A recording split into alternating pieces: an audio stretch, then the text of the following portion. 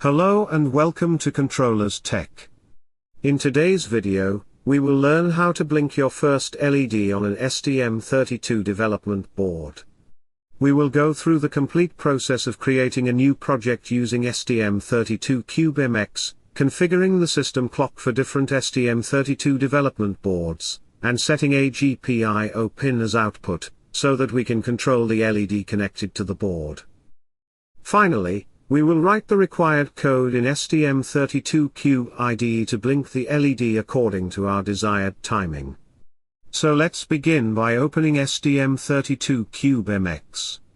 Since STM32CubeIDE no longer provides the configuration tool directly, we need to configure the project using CubeMX itself before generating the code for the IDE. You have the option to either select a development board or directly choose the MCU. Selecting the MCU is generally a better approach, as it allows us to configure all the pins and peripherals from scratch based on our own requirements. Now type the name of your microcontroller. I am using STM32F446RET6, which is the MCU available on the Nucleo F446 board. After selecting it, click on Start Project to open the configuration tool and begin the setup. This is the main layout of STM32CubeMX. On the left side, we can see the list of different peripherals, timers, middleware, and other components, and on the right side, we have the graphical view of the STM32 MCU where we can configure the pins. We will start by configuring the clock for the project. Go to the RCC tab, and here we need to select the clock source that we want to use for our system. The HSE refers to the external high-speed crystal connected to the STM32 board, while the LSC refers to the low-speed external crystal. Before we configure these clock sources, let's first understand how these crystals are available on different types of STM32 development boards. Here I have an image of the Nucleo F103RB on the left side and the Nucleo F446RE on the right side. The top half of the Nucleo board contains the SD-Link programmer, which is used to program and debug the board. If you observe carefully, there is an 8 MHz crystal connected to the SD-Link section itself. The same crystal is also present on the Nucleo F446 board, which makes this part similar on both boards. Now, on the Nucleo F103RB board, there is an additional external crystal connected directly to the main MCU, but this crystal is not present on the F446 board.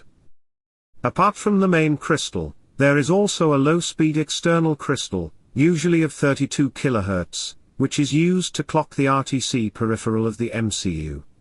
This low-speed crystal is available on both boards. So both of these boards have a very similar layout, but the main HSE external crystal connected to the MCU is missing on the F446 board. Even though the main crystal is not present on the MCU side, we still have a crystal connected to the SD-Link section of the board. This crystal can be used to provide the clock to the main system, which we will configure shortly. Here is the image of the popular blue pill F103C8 board. This board has an external 8 MHz crystal connected to the MCU, and along with that, it also includes a low-speed 32 kHz crystal. So the main high-speed external crystal is available on this board. Next, this is the image of the Discovery F407 board. Here you can see the SD-Link section of the board, which again has its own 8 MHz crystal, and the main MCU also includes another 8 MHz crystal, that can be used as the external high-speed crystal oscillator for the system clock. Let's now take a look at the Nucleo 144-pin board. This one is slightly more complex, as it contains multiple crystals on the board. On the top half, we again have the SD-Link section, and you can see the crystal marked as X1, which is dedicated only to the SD-Link. If you move further down, you will find another crystal marked as X3, which is present on the MCU section, and there is also a crystal marked as X2, which is not connected by default. To better understand what these crystals are used for, let's look at the schematic of this H743 board. Let me zoom into this section, as it contains the information about the onboard crystals.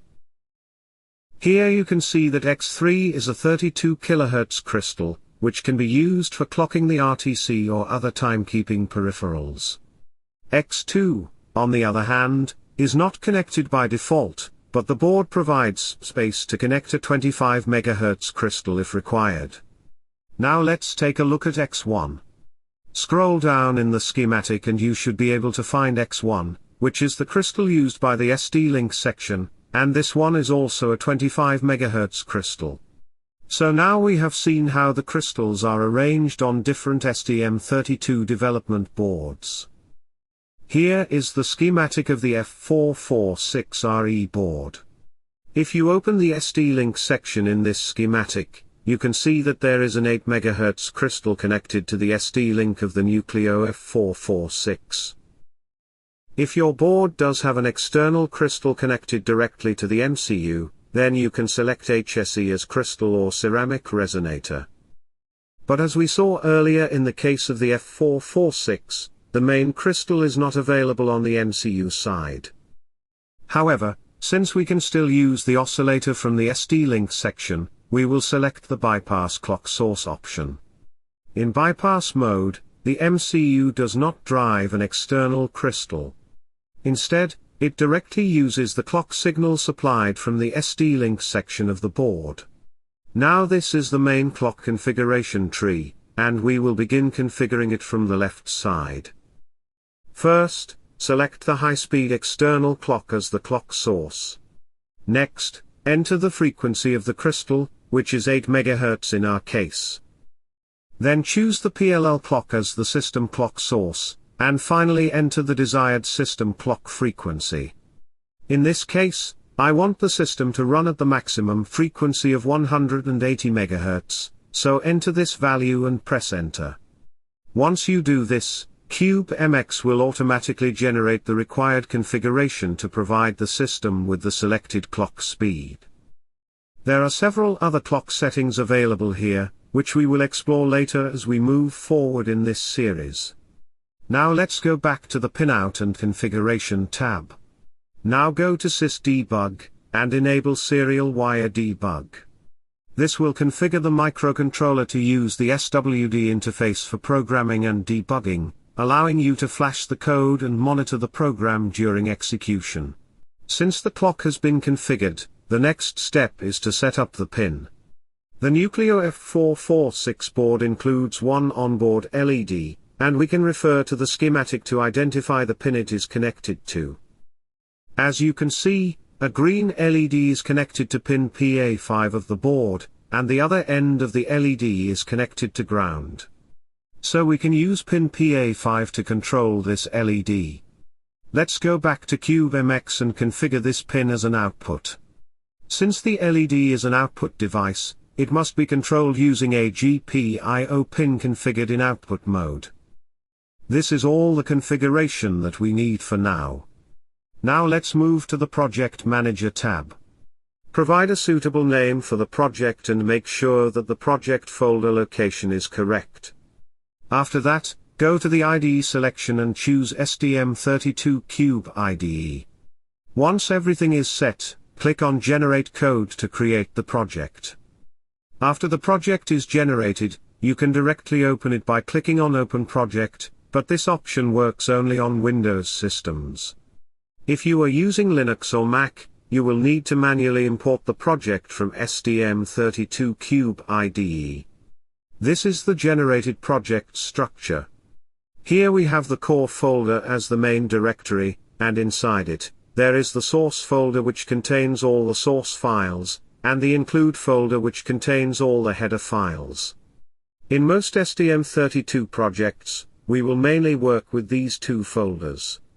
Now open STM32CubeIDE and click on Import STM32 project. Then click on Directory and locate the folder where your project was generated. This is my project folder, so I will select it and click on Open to import it into the IDE. Once you see the project listed, click on Finish to load it into the workspace. As you can see, the project has now been loaded into CubeIDE. Let's open the main file so that we can write our code. Inside the main file, you will notice several comment sections labeled as User Code Begin. These sections are provided so that you can safely write your custom code inside them.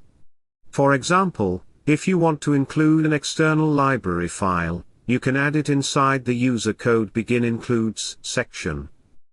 If you write your custom code outside these sections and generate the project again from CubeMX, that code will be removed. However, anything written inside the user code sections will remain unchanged even after regenerating the project. So make sure that all your custom code is written only within the user code sections. Now we want to toggle the LED connected to pin PA5 continuously, so we will write our code inside the while loop. Here again, we have a user code section available, so I will write the code just after that. To get function suggestions while typing, you can press Ctrl+space, and the IDE will show related functions based on what you are writing.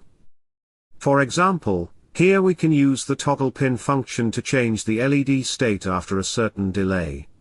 The LED is connected to pin PA5, and we will toggle it every 1 second. The function HAL delay takes the time parameter in milliseconds. This amount of code is enough to toggle the LED every 1 second. Let's first build this project to check if there are any errors. You can click on the hammer icon to build the project. Since there are no errors or warnings shown, we can now flash it to the board using the play button. This is actually the run button, which downloads the compiled project to the connected STM32 board. Once the project is downloaded, you should be able to see that the LED on the Nucleo board is blinking every 1 second. Now let's assume that I want the LED to blink every 500 milliseconds instead of 1 second. We just need to change the delay value here to 500, build the project again, and then flash it to the board in the same way as before. Now you can see that the LED is blinking every 500 milliseconds. Let's consider another case where I do not want the LED to turn on and off for the same duration, and instead I want to control the on time and off time separately. In this situation, rather than using the toggle pin function, we can use the write pin function. The HAL GPIO write pin function allows us to explicitly set the pin state either to high or low. To set the pin to high, we can use GPIO pin set. After that, provide a delay for the duration you want the pin to remain in the high state. Next, we will reset the pin to low and provide a separate delay for the off duration. This way, the pin will remain high for 500 milliseconds and low for 2 seconds. Now let's build and flash this project to the board once again.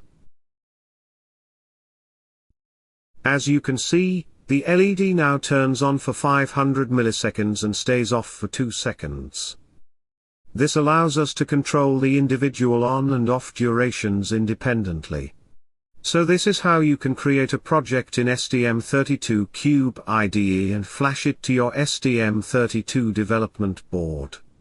I hope you now understand the steps required to create your first project in STM32CubeIDE and blink an LED. We will continue in the next video, where we will learn how to debug the project, view expressions in the debugger, and examine the registers in detail to better understand what is happening internally at the register level. That's all for this video.